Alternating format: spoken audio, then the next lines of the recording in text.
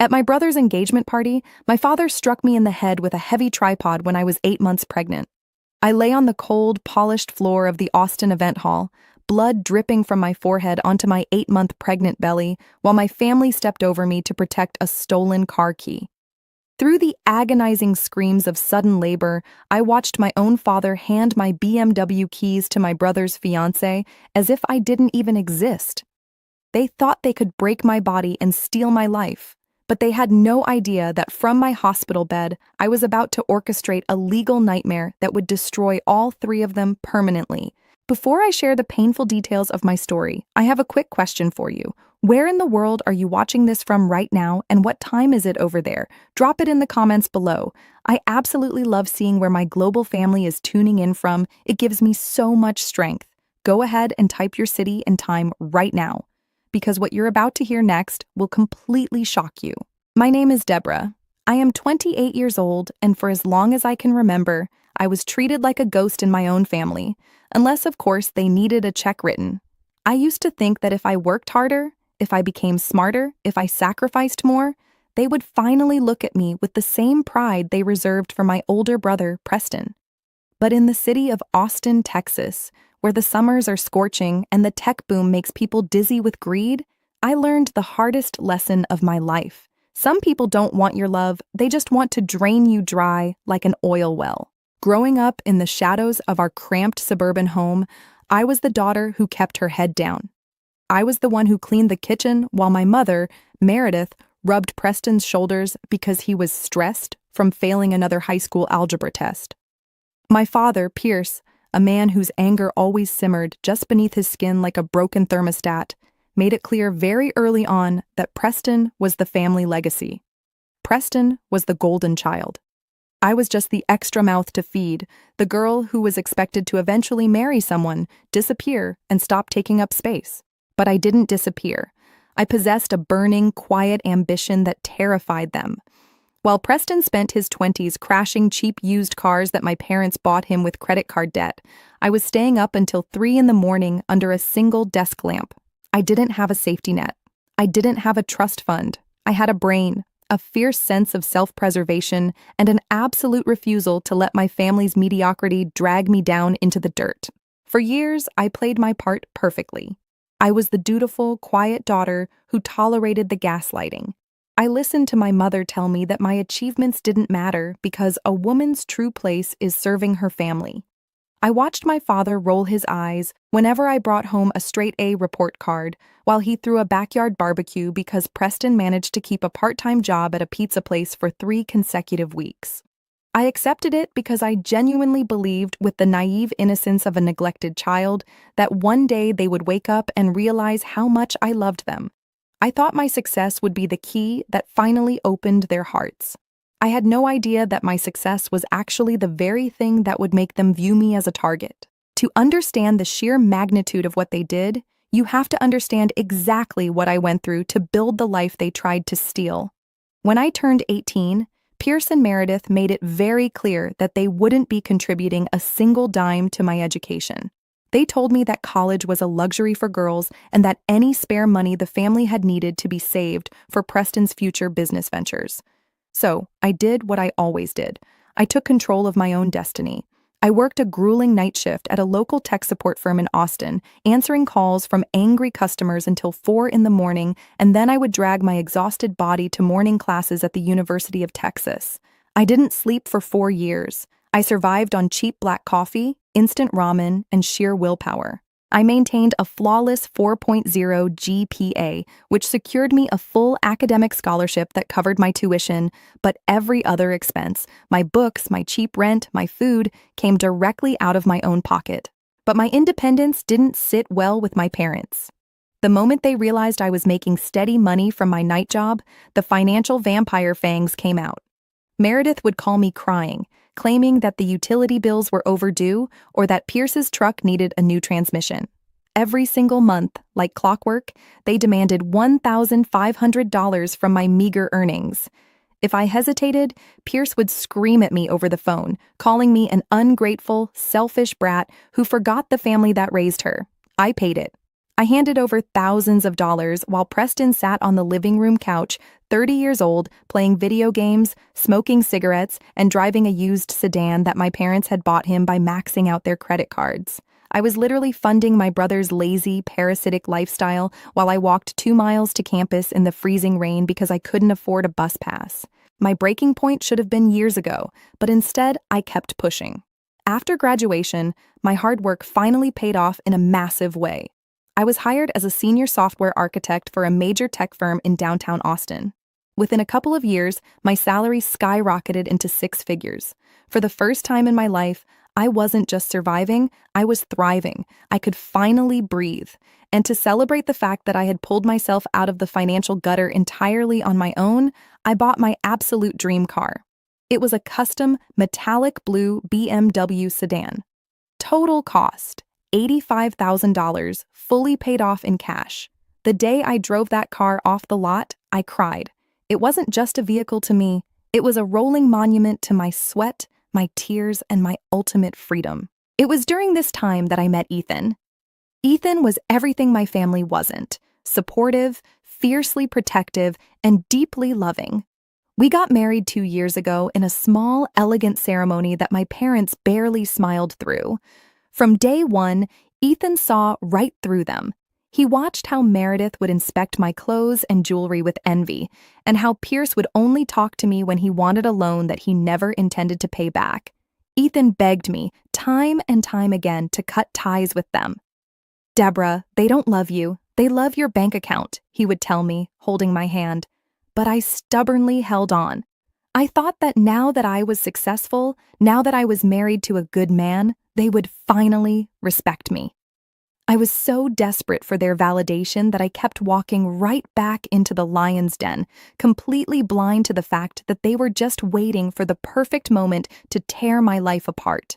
The trap was sprung 3 months ago when Preston announced his engagement to Chloe.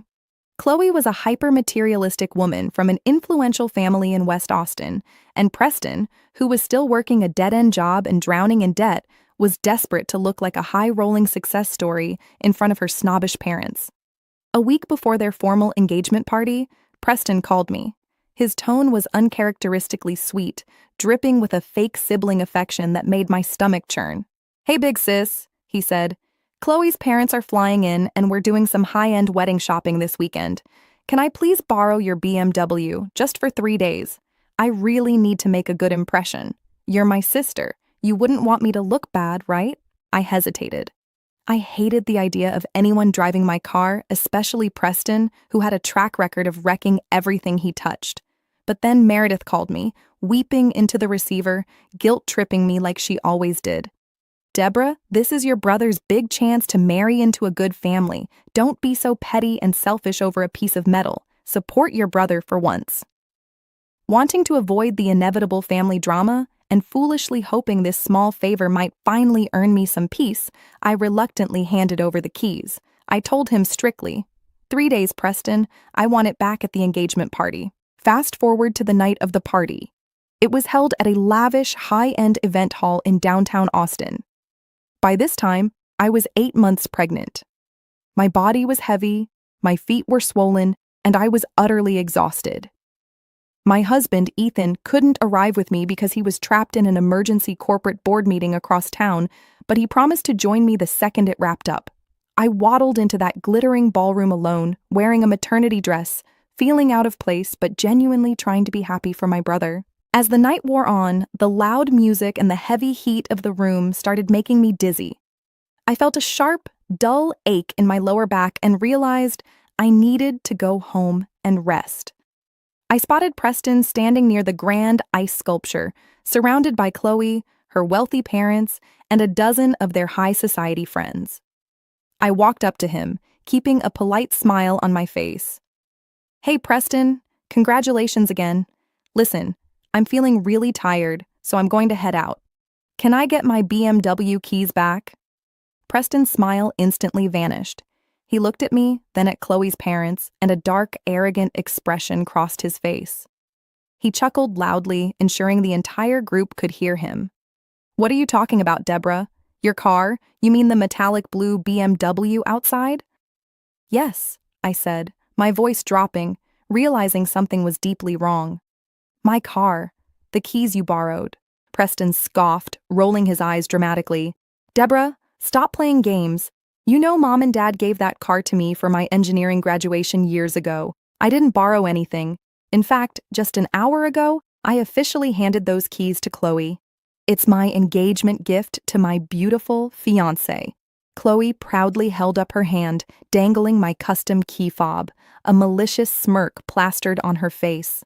My blood went cold. The room began to spin. Are you insane? I gasped, my voice rising in panic. I bought that car with my own cash. It's registered in my name. Give me my keys right now. Before Preston could answer, Pierce and Meredith materialized out of the crowd, grabbing my arms roughly and pulling me into a darker corner of the hall. Pierce's eyes were bloodshot with rage, his grip bruising my skin. Shut your mouth, Deborah, he hissed. You are not going to ruin your brother's night with your psycho jealousy. We told Chloe's family that Preston is a partner at a tech firm. He needs that car for his image. You're rich, you can just buy another one. He stole from me, I screamed, tears finally bursting from my eyes as I tried to pull away from my father's grip. You all stole from me. I am calling the police. Preston stepped forward, whispering into Pierce's ear with a venomous smirk. Dad, she's going to call the cops and ruin everything. She told Chloe's dad that we're all frauds. She's destroying my life. Hearing this, Pierce completely lost his mind. My father's face contorted into something monstrous. He didn't care that I was his daughter. He didn't care that I had funded their lives for a decade. And most horrifyingly, he didn't care that I was visibly, heavily pregnant. He looked around wildly, his rage blinding him to reality. Right next to us, a professional videographer had set up a heavy, black industrial metal camera tripod to capture the party. Before anyone could realize what he was doing, Pierce lunged forward and ripped the heavy metal tripod right out of the videographer's hands. You ungrateful beat! You ruin everything! Pierce roared. He swung the heavy metal structure with full, unbridled force. I didn't even have time to raise my arms to protect myself. The metal legs of the tripod struck the side of my head with a sickening, heavy thud. The force of the blow shattered my glasses and split the skin on my forehead wide open. The world turned into a blur of blinding pain and white noise. I stumbled backward, completely losing my balance. As I collapsed toward the floor, my heavy 8-month pregnant belly smashed directly into the sharp, solid oak corner of a nearby banquet table. A white-hot, agonizing blade of pain ripped through my entire abdomen. I hit the polished floor hard, my hands instantly flying to my stomach. My baby, I gasped, but the words were choked out by a scream of pure, primitive agony. The physical trauma had instantly shocked my body into severe, violent premature labor. Contractions hit me like a tidal wave, tearing through my lower back and pelvis while blood began to pour from the wound on my forehead, pooling on the expensive floor. Through my blurred, tear-filled vision, I looked up, begging for help. What I saw froze the last bit of warmth in my soul. My mother, Meredith, didn't rush to my side. Instead, she grabbed Chloe's arm and pulled her back, whispering frantically, "Step back, Chloe, don't let the blood get on your designer dress." Pierce stood over me, panting, completely unbothered by the fact that his daughter was bleeding out on the floor. He quickly handed the tripod back to the stunned, horrified videographer and muttered, "She tripped. Everyone saw it. She's just being dramatic." Preston stood right beside him, casually slipping my BMW keys deep into his suit pocket, a cold, indifferent smirk on his lips. They were going to let me die right there on the floor just to protect their lie. The physical pain was overwhelming, but the emotional realization was worse. I was entirely alone in a room full of monsters who shared my blood. The childhood illusion that they might one day love me shattered completely. My tears stopped. As the agony of labor tore through my body, a cold, icy fury took its place. I looked up at Preston holding my keys, and through the haze of pain, I made a silent vow to my unborn daughter. We are going to survive this night, and I will make sure the people who did this never breathe free air again. Right at that moment, through the gasps of my screams, I saw my cousin Rachel rush toward me, her eyes wide with horror. She bypassed my parents completely, pulled out her phone, and dialed my husband. "Ethan, come to the venue right now, they're killing her." The next 10 minutes felt like a chaotic blur of screaming voices and blinding lights, but then the heavy glass doors of the Austin event hall shattered inward.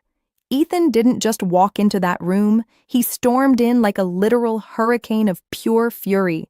Rachel's frantic call had caught him just blocks away, and he had bypassed every traffic light in downtown Austin to get to me. He wasn't alone. Behind him rushed 4 uniformed officers from the Austin Police Department and a team of paramedics pushing a heavy gurney. The moment Ethan's eyes found me lying in a pool of my own blood, holding my stomach in agonizing labor contractions, a sound came out of him that I had never heard before, a raw, guttural roar of sheer devastation. He lunged past the crowd, dropping to his knees on the bloody floor, pulling his jacket off to press it against the gushing wound on my forehead. "Deborah! Oh my God, Deborah, look at me, stay with me!"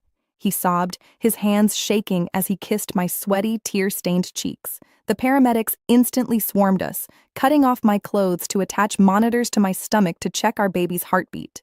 Pierce immediately stepped forward, putting on a fake, trembling voice, trying to control the narrative.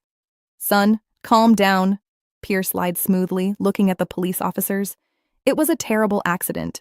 Deborah is clumsy in her condition. She tripped over a camera wire and hit the table. We were just about to call an ambulance ourselves." Ethan stood up slowly. At 6'2", he completely towered over my father. The look in Ethan's eyes wasn't just anger, it was cold, murderous intent.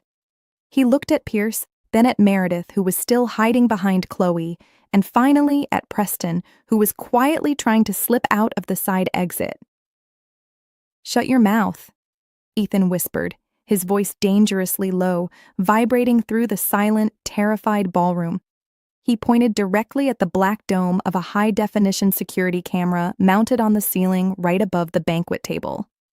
"This entire venue is wired for security, you psychotic piece of garbage. I own the firm that manages the data infrastructure for this hospitality group. I'm having the footage pulled right now." Pierce's face drained of all color. He staggered back, realizing his lie was dead in the water. Preston froze at the exit as 2 Austin police officers stepped into his path, hands resting heavily on their holsters. Before Ethan climbed into the back of the ambulance with me, he turned around and looked at my mother, father, and brother. He delivered a promise so chillingly precise that it echoed in my mind through the pain. "You didn't just break the law tonight. You tried to murder my wife and my child for a piece of metal. Hear me clearly. I will spend every single dime I own. I will hire every ruthless prosecutor in the state of Texas, and I will ensure you rot in a maximum security cell until your skin turns gray. Your lives are officially over." As the ambulance doors slammed shut and the sirens began to wail through the Austin night, I looked out the back window. The police were already reviewing the videographer's footage. I watched as handcuffs were snapped tightly around Pierce's wrists, followed quickly by Meredith and Preston, who were dragged out of the glittering venue in front of Chloe's horrified, aristocratic parents. Chloe's father loudly declared the engagement null and void right there on the pavement, leaving Preston ruined and abandoned in the back of a police cruiser. The doors of the emergency room flew open, and I was rushed into an immediate high-stakes medical battle. My blood pressure was bottoming out, and the monitors showed my baby's heart rate skipping dangerously due to the trauma of the impact. The doctors didn't hesitate. Within 20 minutes of arriving, I was placed under general anesthesia for an emergency C-section. When I finally blinked my eyes open hours later in the recovery wing, the first thing I saw was Ethan sitting by my bedside, his eyes bloodshot and rimmed with dark circles. But he was smiling through his tears. He leaned down and whispered that our daughter was alive. She was tiny, weighing just under 5 pounds, and hooked up to tubes in the NICU, but she was breathing on her own. She was a fighter, just like her mother. The moment I knew my baby was stable, the maternal instinct to protect turned into an absolute, cold, legal bloodlust. I didn't shed a single tear for my family. While my body healed from the major surgery, Ethan and I met with the Travis County District Attorney right in my hospital room. Pierce, Meredith, and Preston's expensive defense lawyers had been calling Ethan's office frantically, begging for a meeting to discuss a settlement or a reduction of charges to keep them out of prison. They wanted me to sign a non-prosecution affidavit, claiming it was a private family matter. I looked the district attorney dead in the eye and said, "Give them nothing. Press every single charge to the maximum limit of Texas law." We unleashed a legal onslaught that completely dismantled their existence. First, I officially pressed charges for grand theft auto against Preston for stealing my BMW. Because the vehicle's value was over $85,000, it qualified as a second-degree felony in Texas, carrying up to 20 years of prison time alone. Next, we pressed charges of aggravated assault with a deadly weapon against Pierce, amplified by the fact that he intentionally attacked a visibly pregnant woman. For Meredith, we filed charges for reckless endangerment and acting as an accomplice after the fact for trying to cover up the crime. But the criminal courts weren't enough. I wanted them to feel the absolute financial ruin they had inflicted on me my entire life. I called the landlord of the suburban Austin home they lived in. The lease was under my corporate name, and I had been quietly paying the rent for years. I pulled my funding immediately and broke the lease. While they sat in the county jail unable to afford the massive bail Ethan's lawyers had argued for, a corporate eviction notice was slapped onto their front door. All of Preston's video games, my parents' furniture, and their clothes were legally dragged out onto the curb. I cut off the family's cell phone plans, closed the credit cards they had secretly opened using my information, and froze every single financial artery that had kept them alive. They had treated me like an ATM my whole life, so I unplugged the machine and left them entirely bankrupt in the dark. 6 months later, the day of reckoning finally arrived. I refused to breathe the same air as them or let their toxic energy near my child, so the judge allowed me to log into the Travis County District Court via a secure live video link. I sat in the comfort of my beautiful sunlit living room, rocking my healthy, thriving baby girl against my chest while Ethan sat beside me, holding my hand. On the split-screen monitor, I watched the courtroom camera pan over to the defense table. My heart didn't even skip a beat. Pierce, Meredith, and Preston were unrecognizable. The arrogant, smirking family that had stepped over my bleeding body was gone. They were gaunt, pale, wearing matching bright orange county jumpsuits and chained at the wrists and ankles. Because I had stripped away their access to my bank account, they couldn't afford a private defense team and were stuck with an overworked public defender who looked completely checked out. When it was my turn to speak, I looked directly into the camera lens. With a calm, unwavering voice, I laid bare 28 years of financial exploitation, psychological abuse, and the absolute depravity of that night at the venue. The prosecution then played the crystal-clear security footage of Pierce swinging the heavy metal tripod into my skull, followed by the video of my mother shielding Chloe's dress from my blood. The courtroom was dead silent. I watched through the screen as Meredith buried her face in her chained hands, sobbing hysterically, while Preston stared blankly at the floor, realization finally setting in that no one was coming to save him. The judge showed absolutely no leniency. Pierce was sentenced to 15 years in state prison for aggravated assault on a pregnant woman. Preston received 7 years for grand theft and conspiracy. Meredith was handed 3 years of hard probation along with a permanent felony record, leaving her completely broke, homeless, and blacklisted from ever securing a loan or a respectable job again. I didn't wait to see them led away in chains. I simply tapped the trackpad on my laptop and closed the video link, cutting them out of my existence forever. The silence that filled my home was the most beautiful thing I had ever heard. I looked out the window at my metallic blue BMW parked safely in the driveway, and then down at my daughter sleeping peacefully in my arms. Karma didn't just find my family. I delivered it to their doorstep. I am finally safe, I am wealthy, and I am entirely free. Closing that laptop screen was the moment my life truly began. Looking back at everything I went through, I realized that blood doesn't make you family. Respect, love, and loyalty do. I spent 28 years trying to buy the affection of monsters, but karma finally leveled the playing field. I protected my daughter, secured my justice, and reclaimed my life. But standing where I am today, I have to ask you, do you think I did the right thing by putting my own parents and brother behind bars? What would you have done if you were in my shoes? Let me know in the comments below. If you learned something valuable from my story, please subscribe and hit the bell icon to join us daily. Thank you for listening and stay safe.